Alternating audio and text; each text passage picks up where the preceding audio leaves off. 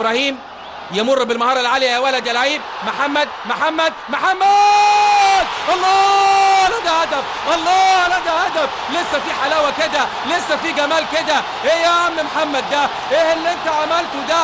محمد ابراهيم يحرز هدف في توقيت قاتل ليتقدم به نادي الزمالك بهدف غالي للغايه وسط فرحه عارمه من جماهير نادي الزمالك الكبيره التي احتشدت هنا في ملعب المباراه، ملعب استاد القاهره. محمد ابراهيم بمجهود فردي رائع يعبر عن نفسه بقوه كموهبه صاعده بسرعه الصاروخ في كره القدم المصريه، ويحرز هدف جميل بعد توغل واختراق رائع ومن على حدود منطقه الجزاء بوجه القدم الخارجي في اقصى الزاويه اليسرى لتتهادى الكره الى داخل الشباك وتعلن عن هدف جميل، بل هو اغلى اهداف نادي الزمالك هذا الموسم.